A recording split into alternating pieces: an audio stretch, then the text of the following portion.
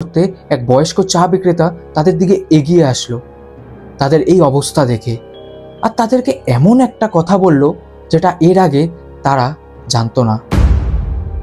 সে বলল, তোমরা কি জানো এই ব্রিজে প্রত্যেক বছর কতজন এই জলে ঝাঁপ দেয়, আর ঝাঁপ দেওয়ার পর তাদেরকে আর কোনোদিনও ফিরে পাওয়া যায় না। তারা জলে অপেক্ষা করে কেউ যাতে তাদের পাশে আসুক, আর তারা তাদের সাথে তাদেরকে নিয়ে চিরদিনের মতন চলে যাক।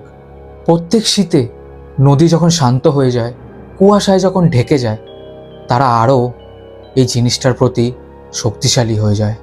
তখন তারা অপেক্ষায় থাকে কে তাদের কাছে আসবে আর তাদেরকে নিয়ে চলে যাবে। অনির্বাণ সেই দিন রাত থেকে আর ঘুমাতে পারেনি। তার মাথায় দুটোই কথা চলছিল। এক হলো তপন, আর তপন কি হাতের কথা এমন বলছিল যেটা তারা এখনো বুঝে উঠতে পারেনি। সেই কিউরিসিটির জন্য অনির্বাণ ডিসাইড করলো ওই ঘাটে একবার যাওয়া যাক। সেই ঘাটে গেল।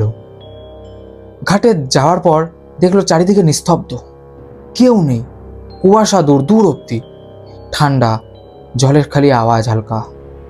সে তখন নোটিস করে ঠিক একই হাত ওই নদীর থেকে উঠে আসছে।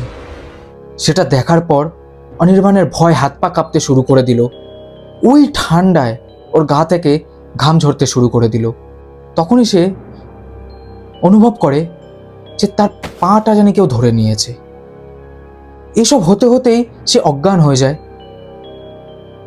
আর অজ্ঞান হয়ে যখন চোখ খোলে তখন দেখছে সে তার বাড়িতে।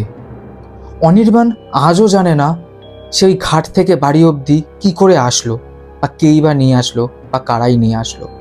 কিন্তু একটা জিনিস আমরা যেটা জানতে পারলাম সেটা হলো, যদি কোনো দিন হাওড়া ব্রিজের ঘাটে যান আর যদি নদীতে কোনো হাত দেখেন, কোনোদিন ওই হাতটাকে বাঁচাতে যাবেন না। কারণ ওই হাত যদি আপনি বাঁচাতে যান তাহলে হয়তো আপনি আর জীবনে ফিরে আসতে পারবেন না।